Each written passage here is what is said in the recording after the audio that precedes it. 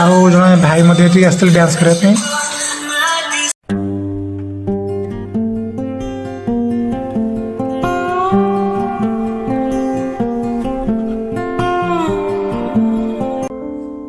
Hello high ଜୟ ଜଗନ୍ନାଥ ଓଡ଼ିଶାବାସୀ, ପୁଣି ଥରେ ଆଉ ଏକ ଫ୍ରେଶ୍ ଭିଡ଼ିଓକୁ ଆପଣ ସମସ୍ତଙ୍କୁ ସ୍ୱାଗତ ଜଣାଉଛି ମୁଁ ସାଗର। ତ ଆଜି କିଛି ନୂଆ ଟପିକ୍ ଉପରେ ଆଜି ଆଲୋଚନା କରିବା। ଆଜି କିଛି ନୂଆ ଟପିକ୍ ଉପରେ ଆଜି ଆମେ ଆଲୋଚନା କରିବା। ଭାଇ ବର୍ତ୍ତମାନ ଟାଇମ୍ ଆସିକି ହେଲାଣି 11:48 ହେଲା, 11:48 ହେଲାଣି। ନିଦ ହେଉନି ଆଉ ଭାବିଲି ଗୋଟେ ଭିଡ଼ିଓ ବନେଇଦେବି। ତ କିଛି ପୁରୁଣା ସ୍ମୃତିକୁ ନେଇ ଆଜି ଭିଡ଼ିଓଟା ବନାଇଛି। ତ ଭିଡ଼ିଓଟା କ'ଣ ତ ସେଇଟା ମୁଁ କହିବି। ତ ତା ପୂର୍ବରୁ ମୋ ଚ୍ୟାନେଲକୁ ଯେଉଁମାନେ ବି ସବୁ ଆସୁଛନ୍ତି ତ ସେମାନଙ୍କୁ ଅନୁରୋଧ ଯେ ମୋ ଭିଡ଼ିଓକୁ ଲାଇକ୍ କରିବେ, କମେଣ୍ଟ କରିବେ ଏବଂ ସବସ୍କ୍ରାଇବ୍ ମଧ୍ୟ କରିଦେବେ। ବେଲ୍ ଆଇକନ୍କୁ ବଜେଇ ଦେବେ ହେଲା। ତ ଆଜିର ଏଇ ଯେଉଁ ଟପିକ୍ଟା ରହିଲା ନା କ'ଣ ନା କିଛି ନୂଆ ଅଛି। ମୁଁ କହିଛି ପୂର୍ବ ଭିଡ଼ିଓରେ ମୁଁ କହିଛି ଯେ କିଛି କିଛି ନୂଆ ହେବ, ୟୁନିକ୍ ଆସିବ ଭିଡ଼ିଓ, ୟୁନିକ୍ ଷ୍ଟାଇଲ୍ରେ ମଧ୍ୟ ଭିଡ଼ିଓ ସବୁ ଆସିବ। ତ ସେମିତି କିଛି କରିବି। ଜଷ୍ଟ ଆରମ୍ଭ ହେଲା ଏଇଟା, ମାନେ ୟୁନିକ୍ ଭିଡ଼ିଓ ଆସିବା ଷ୍ଟାର୍ଟ ହେଇଗଲା। ତ ଆଜିର ଏଇ ଭିଡ଼ିଓରେ ହଟକେ କିଛି ହେବାକୁ ଯାଉଛି, ଯେଉଁଟାକି ଆପଣମାନଙ୍କର ବି ସେମିତି କିଛି ପୁରୁଣା ସ୍ମୃତି ଯେଉଁଟା ରହିଛି ସେଇଟା ମନେ ପଡ଼ିଯିବ। କିନ୍ତୁ ଭାଇ ଗୋଟେ କଥା କହିବାକୁ ଚାହୁଁଛି ଫାଷ୍ଟ ଯେ ଯେତେବେଳେ ମୁଁ ଫାଷ୍ଟ ଭିଡ଼ିଓ ଛାଡ଼ୁଥିଲି ମୋ ଭିଡ଼ିଓରେ 1K 1.5K 2K ହେଲା ଏମିତି ଭିୟୁଜ୍ ଆସୁଥିଲା। କିନ୍ତୁ ଏବେ ବର୍ତ୍ତମାନ ଭିୟୁଜ୍ ଆସୁନି। ଭାଇ ମୁଁ ଗୋଟେ ପୂର୍ବ ଦିନ ଯେଉଁ ଗୋଟେ ଭିଡ଼ିଓଟା ଛାଡ଼ିଦେଲି କିଛି ଅଲଗା ହେବାକୁ ଯାଉଛି ଯେଉଁ ୟୁଟ୍ୟୁବରେ, ତ ସେଥିରେ କ'ଣ ହେଇଛି ନା କ'ଣ ମାତ୍ର 24 ଘଣ୍ଟା ହେବା ଉପରେ, ମାନେ 18 ଘଣ୍ଟା ହେଲାଣି ଛାଡ଼ି ସାରିଲିଣି ଭିଡ଼ିଓଟା, 18 ଘଣ୍ଟା ହେଇଗଲାଣି କିନ୍ତୁ ଏପର୍ଯ୍ୟନ୍ତ ଭିୟୁଜ୍ ଆସିନି। ଭିୟୁଜ୍ କେତେ ଆସିଛି ଜାଣିଛନ୍ତି? ମାତ୍ର 4 ଭିୟୁଜ୍ ଆସିଛି 4। ଭାଇ ମୁଁ କ'ଣ ଏତେ ଖରାପ ହେଇଗଲି? ମାନେ ପୂର୍ବ ଭିଡ଼ିଓ ମାନଙ୍କରେ ମୋତେ ବହୁତ ଭଲ ପାଇବା ମିଳୁଥିଲା, କମେଣ୍ଟ ଆସୁଥିଲା ମଧ୍ୟ। ଆଉ ଏବେ ଯେଉଁ ଭିଡ଼ିଓ ସବୁ ମୁଁ ଛାଡ଼ୁଛି ମୋର ଏତେ ଖରାପ ହେଇଗଲି। ମୋ ଭିଡ଼ିଓ କ'ଣ ଏତେ ଖରାପ ହେଇଗଲା ଯେ ଗୋଟେ ଭିୟୁ କରିବା ପାଇଁ ଆସୁନାହାନ୍ତି ପିଲା, ସବସ୍କ୍ରାଇବ୍ ଭାଇ ମାନେ।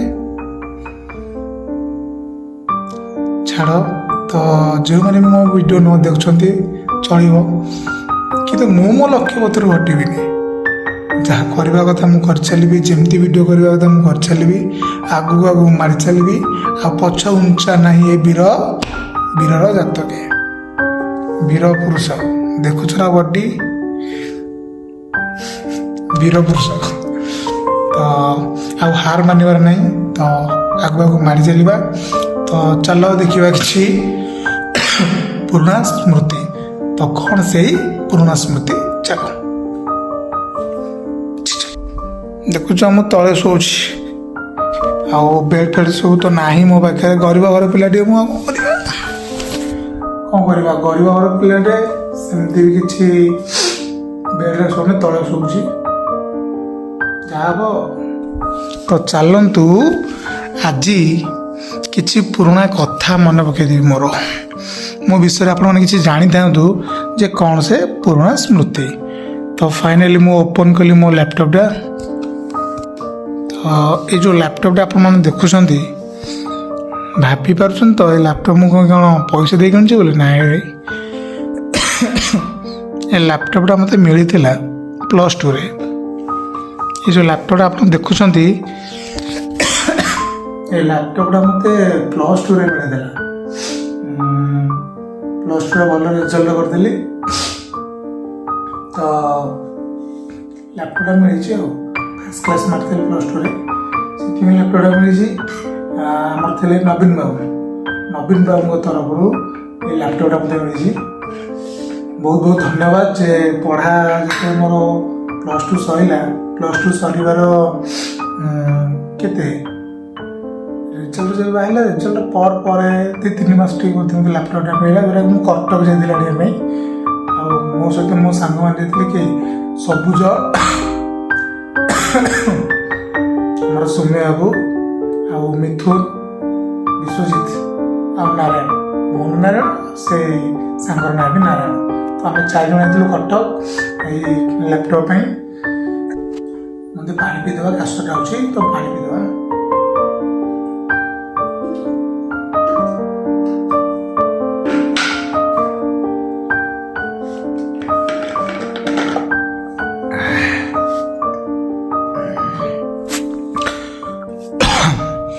ତ ବର୍ତ୍ତମାନ ଆମେ ଲ୍ୟାପଟପ୍ ଅନ୍ କରିବା।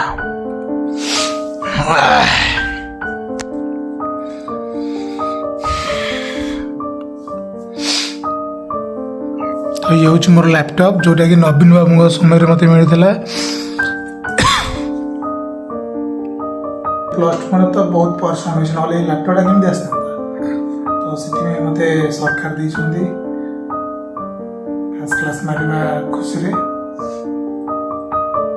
ଆଉ ମୁଁ କଳାପଥର କଲେଜରେ ପଢ଼ୁଥିଲି, ପ୍ଲସ୍ ଟୁ ପଢ଼ୁଥିଲି କଳାପଥର କଲେଜ, କଳାପଥର ଧଳାପଥର ଆଞ୍ଚଳିକ ମହାବିଦ୍ୟାଳୟ।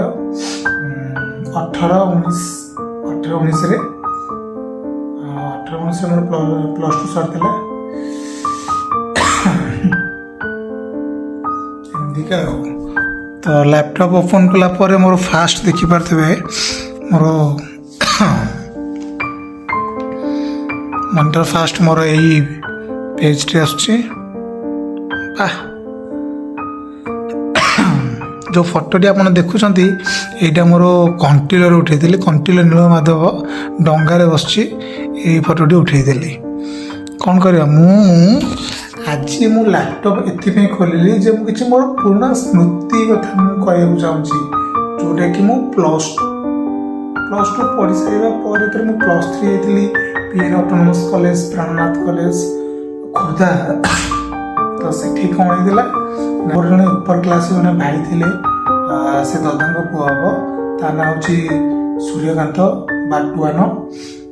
ସିଏ ମୋତେ କ'ଣ କରିଥିଲା ନା ଆମ ସ୍କୁଲରେ ଆନୁଆଲ୍ ଫଙ୍କସନ୍ ପାଇଁ ସବୁ ମାନେ କ'ଣ କରାହେଉଥିଲା ନା ସିଲେକ୍ସନ୍ କରାହେଉଥିଲା ପିଲାମାନଙ୍କୁ। ତ କେଉଁମାନେ ଗୀତ ଗାଇବେ, କେଉଁମାନେ ନାଚ କରିବେ, ଆଉ କେଉଁମାନେ ସବୁ ଆଙ୍କରିଂ କରିବେ, ଆଉ ଗୋଟେ କଥା ହେଲା ନା କେଉଁମାନେ ସବୁ ମାନେ ଏମିତି ବିଭିନ୍ନ ପ୍ରକାର ଡ୍ରଇଂ ପେଣ୍ଟିଂ ସବୁ କମ୍ପିଟିସନ୍ ଚାଲିଥିଲା। ତ ମୋତେ ସିଏ କହିଥିଲା ନା କ'ଣ ନା ସେଥିରେ ପାର୍ଟିସିପେଟ୍ କରିବା ପାଇଁ। ତ ମୁଁ ସେଥିରେ ପାର୍ଟିସିପେଟ୍ କରିଥିଲି, ତ ଡ୍ୟାନ୍ସ ମଧ୍ୟ କରିଥିଲି। ତାପରେ ଆଉ ଗୋଟେ ଆସିଥିଲା କ'ଣ ନା ରେଡ଼ିଓ ଚକୋଲେଟ୍ 104 FM ଧୁମିଟା। ତ ରେଡ଼ିଓ ଚକୋଲେଟ୍ 104 FM ଧୁମିଟା ସିଏ କ'ଣ କରିଥିଲା ନା ଆମ କଲେଜକୁ ଆସିଥିଲା ତାଙ୍କର କ'ଣ ପ୍ରମୋସନ୍ ପାଇଁ। ତ ସିଏ ସେଠି ମଧ୍ୟ ଗୋଟେ ପ୍ରୋଗ୍ରାମ୍ ହେଇଥିଲା ଯେଉଁଠିକି ମୁଁ ଡ୍ୟାନ୍ସ କରିଥିଲି, ଆଉ ସେଠି ମଧ୍ୟ ମୁଁ ଡ୍ୟାନ୍ସରେ ସିଲେକ୍ସନ୍ ହେଇକି ଯାଇଥିଲି କେଉଁଠିକି ନା ମେଡ଼ିକାଲ ହାଇଟେକ୍ କଲେଜ ଭୁବନେଶ୍ୱର। ଆମେ ସେଇ ଭାଇ ଟୁଆନ୍ ଭାଇ ଆଉ ପ୍ରଭଞ୍ଜନ ଯିଏକି ମୁନା, ଆମେ 3 ଜଣ ଯାଇଥିଲୁ ସେ କଲେଜକୁ ମାନେ ଡ୍ୟାନ୍ସ କରିବା ପାଇଁ। ତ ଚାଲନ୍ତୁ ମୁଁ ଆଜି ଆପଣ ସମସ୍ତଙ୍କୁ ମୋର କିଛି ପୁରୁଣା ସ୍ମୃତି ଯେଉଁଟାକି ମୁଁ ଲ୍ୟାପଟପ୍ରେ ରେକର୍ଡ଼ିଂ କରି ରଖିଛି ସେଇଟା ମୁଁ ଆପଣ ସମସ୍ତଙ୍କୁ ଦେଖାଇବି। ଯଦି ବି ଭିଡ଼ିଓଟା ପସନ୍ଦ ଆସିଥାଏ ତ ଲାଇକ୍ କରିବେ, କମେଣ୍ଟ କରିବେ ଏବଂ ସବସ୍କ୍ରାଇବ୍ ମଧ୍ୟ କରିଦେବେ। ତ ଲେଟ୍ସ ଷ୍ଟାର୍ଟ ଦ ଭିଡ଼ିଓ। ତ ଇଏ ହେଉଛି ସେଇ ଭିଡ଼ିଓ ଯେଉଁଟାକି ମୁଁ କ'ଣ କରିଥିଲି ନା ଆମର ରେଡ଼ିଓ ଚକୋଲେଟ୍ 104 FM ଧୁମିଟାରେ ଡ୍ୟାନ୍ସ କରିଥିଲି। ତ କିଛି ସମୟ ପାଇଁ ସେଟା ଡ୍ୟାନ୍ସ କରିଥିଲି। ତ ଚାଲନ୍ତୁ ଦେଖିବା, ଯଦି ଭଲ ଲାଗିବ ତ ଲାଇକ୍ କରିବେ, କମେଣ୍ଟ କରିବେ ଏବଂ ସବସ୍କ୍ରାଇବ୍ ମଧ୍ୟ କରିଦେବେ।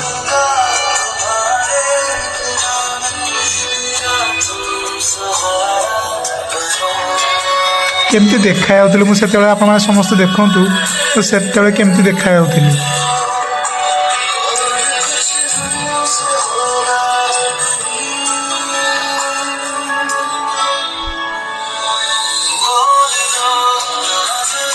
ଆଉ ଜଣେ ଭାଇ ମଧ୍ୟ ଏଠିକି ଆସିଥିଲେ ଡ୍ୟାନ୍ସ କରିବା ପାଇଁ।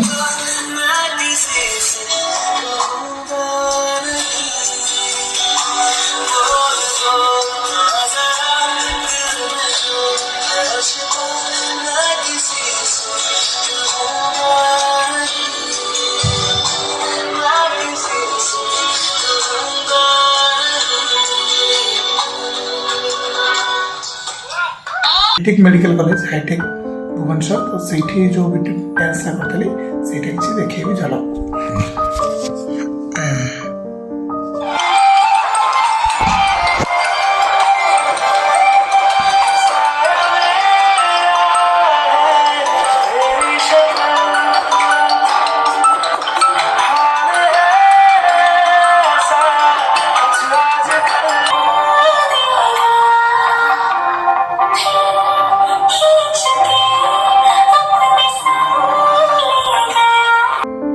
ଡ୍ୟାନ୍ସ ଷ୍ଟେପ୍ ସବୁ ଭୁଲି ଯାଇଥିଲି କେମିତି କ'ଣ ଡ୍ୟାନ୍ସ କରିବି ବୋଲି। ପୁରା ଏତେ ଲୋକ ବସିଥିଲେ ନା। ଆଉ ଆମର ଅଲିଉଡ଼ର ଯେଉଁ ଡ୍ୟାନ୍ସ ବାବୁ ଭାଇ ସିଏ ବି ଆସିଥିଲେ, ମାଷ୍ଟର ବାବୁ ଭାଇ ସିଏ ବି ଆସିଥିଲେ। ଏତେ ସାରା ଲୋକ ବସିଥିଲେ ତାଙ୍କ ଆଗରେ ଡ୍ୟାନ୍ସ କରିବା ପାଇଁ ମାନେ ଭୁଲିଗଲେ ଷ୍ଟେପ୍ ସବୁ। ତ ଏମିତି ଜଷ୍ଟ ଗୋଟେ ମେମୋରି ଥିଲା ମୋ ପାଇଁ, ଯେଉଁଟାକି ହାଇଟେକ୍ ମେଡ଼ିକାଲ କଲେଜ ଥିଲା ଭୁବନେଶ୍ୱରରେ। ଏମିତି ଥିଲା ମୋର କିଛି ପୁରୁଣା ସ୍ମୃତି, ଯେଉଁଟାକି ଆପଣ ସମସ୍ତଙ୍କୁ ମୁଁ ଦେଖେଇଲି। ଆଉ ଯଦି ଭିଡ଼ିଓଟା ଭଲ ଲାଗିଥାଏ ତ ଲାଇକ୍ କରିବେ, କମେଣ୍ଟ କରିବେ ଆଉ ସେୟାର ମଧ୍ୟ କରିଦେବେ। Bye bye.